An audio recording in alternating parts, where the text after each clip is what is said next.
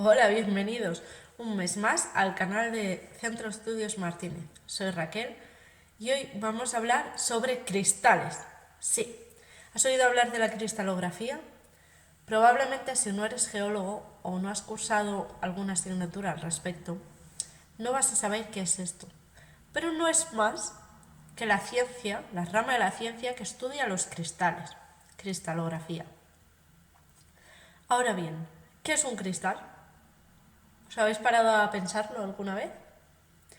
Bueno, pues no son otra cosa que cuerpos tridimensionales, es decir, cuerpos en 3D, limitados por caras que guardan cierta simetría entre sí, es decir, reflejan una estructura interna ordenada.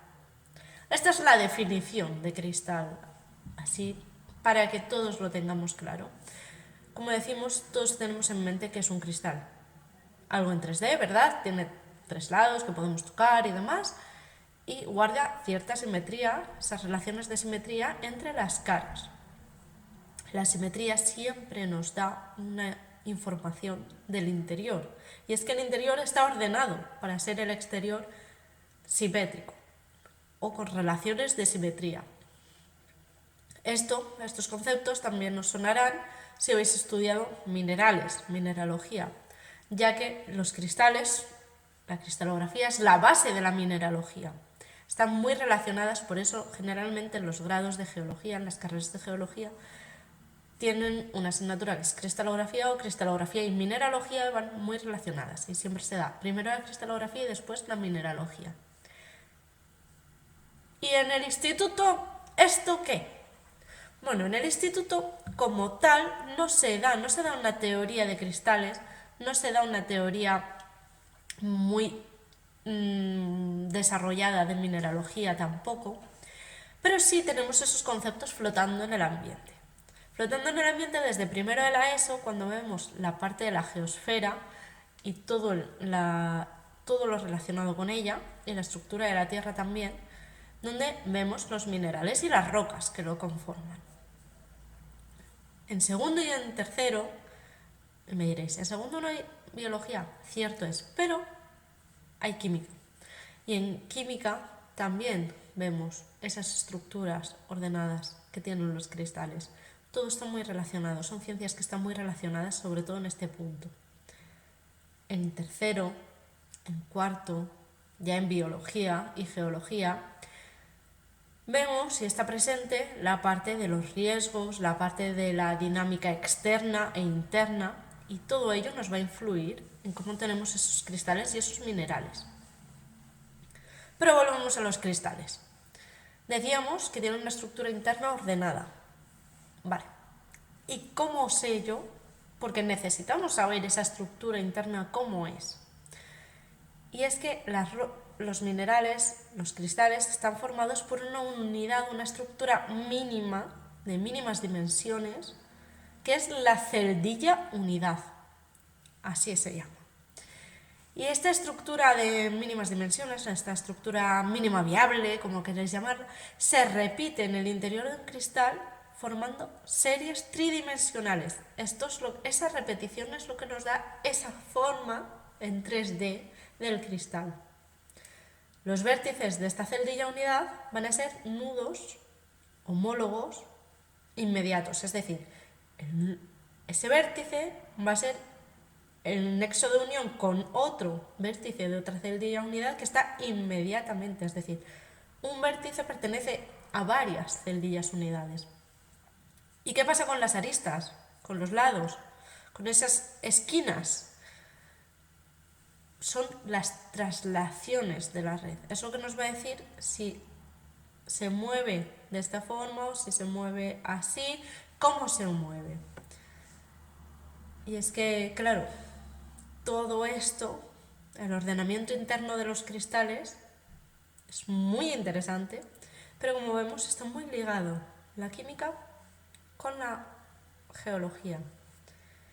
Y es que dependiendo de cómo sean esos nudos, como centro de repetición, cómo se crean esos nudos como centro de repetición, vamos a tener 6 parámetros para clasificar, para caracterizar ese ordenamiento interno de los cristales.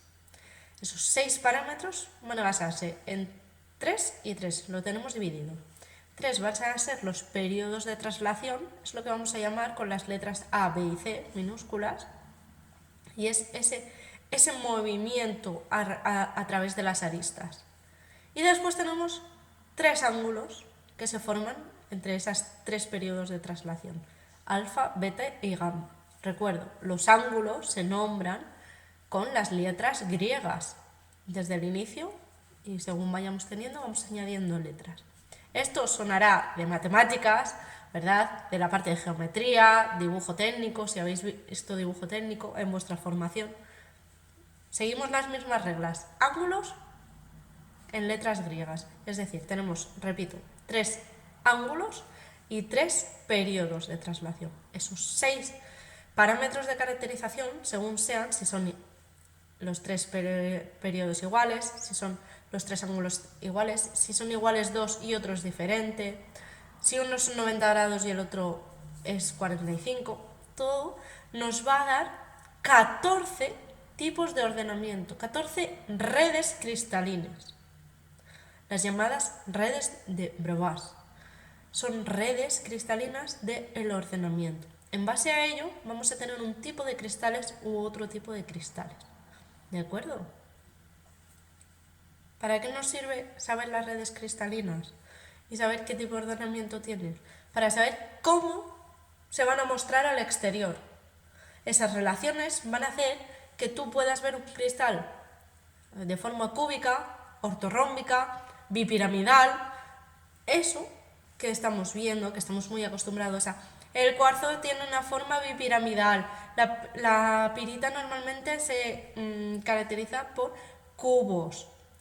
Eso viene dado de la estructura interna de los cristales, del ordenamiento de los cristales en esas redes de Brovaz. Pero aparte, hay una cosa que me decís mucho cuando veis nuestras colecciones, y es que dentro de un mismo cristal, por ejemplo, la pirita, tenemos piritas muy pequeñas y tenemos piritas grandes. Claro, es muy variable. Yo sé que la pirita es un cubo pequeño y que el cubo grande es la galena. No, no tiene por qué. Y ahora veréis, el por qué es por el principio fundamental de la cristalografía. Es la ley de Steno, el principio de Steno, que nos dice que un mismo cristal puede tener formas más o menos alargadas, más o menos grandes, pero siempre tiene que conservar sus ángulos diedros, el valor de sus ángulos diedros, es decir, de esos 3 ángulos que hemos dicho antes del ordenamiento interno, los ángulos de traslación, los ángulos alfa, beta y gamma. Si la pirita tiene los ángulos a 90 grados, sean grandes o sean pequeños, sean más alargados o sean menos, tiene que mantener que esos 3 ángulos están a 90 grados, miden 90 grados. Si miden diferente, tenemos otro ordenamiento interno, por tanto tenemos otro mineral diferente. De ahí que yo pueda encontrar cuarzos muy pequeñitos como los jacintos de Compostela, que son muy pequeñitos y prácticamente no tienen tronco piramidal, simplemente tienen las 2 puntas de la bipirámide, y tengo cuarzos enormes llegando a formar geodas muy grandes que su desarrollo es mucho mayor. Y en este caso van a ser cuarzos. ¿Por qué? Pues como decía, porque mantienen su valor de los ángulos diedros. De ahí dentro de un mismo mineral que tengamos esas diferencias de tamaños. Incluso podemos tener variaciones en el color si en nuestra red cristalina se incluye un átomo diferente o se cambian átomos. Eso lo dejamos para otro vídeo. Sin embargo, sí, una última cosa que os quiero contar es esa variación de tamaño. ¿De qué depende?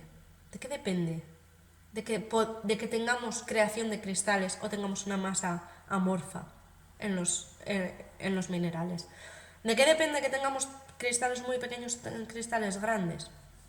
Generalmente de las condiciones de creación y desarrollo de esos cristales. 3 condiciones principales. Para que veáis, el tema va de 3. 3 condiciones principales. El tiempo. Necesitamos tiempo para que cada partícula alcance la posición que toca para crear esa celdilla unidad y que se repita. Necesitamos espacio. Espacio para que se construya esa red tridimensional y se desarrolle.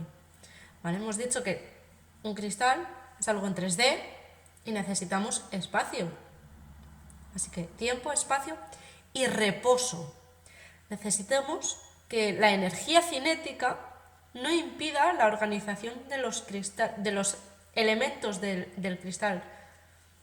No, que esa energía sea pequeña para que permita que los átomos y los demás elementos se vayan colocando en su sitio y puedan desarrollarse. Entonces necesitamos tiempo, espacio y reposo.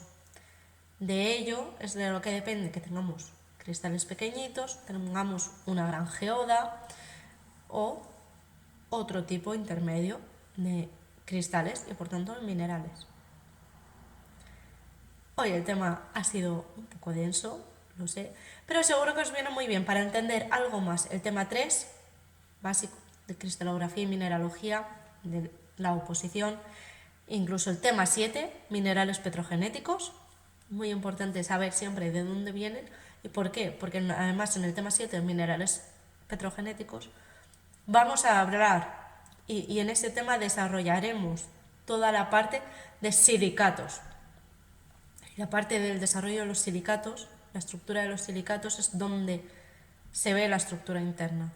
Cómo se crea, en este caso es cómo se van uniendo las estructuras tridimensionales en sí, pero vamos a necesitar entender todo esto para poder desarrollarlo. Y para poder siempre ayudarnos en Visu y entender mejor esa variación desde de un mismo cristal por esa ley de Steno y esa variación con otros minerales que se parecen pero no son iguales por su celdilla unidad y su ordenación, sus redes de pruebas. Espero que os haya servido mucho, ya sabéis, por aquí abajo podéis comentarnos lo que sea y os dejamos en la cajita nuestras redes y los próximos cursos. No olvides suscribirte a las newsletters si todavía no lo has hecho, porque material como este y mucho más vas a encontrar semana a semana, todos los martes. Y por supuesto, una cosa más. Si eres suscriptor de la newsletter, no te la pierdas, porque tanto ofertas como material exclusivo, como incluso podrás ver antes este vídeo. Nos vemos próximamente y ya sabes dónde estamos. Centro Estudios Martínez, tu centro de academias de confianza.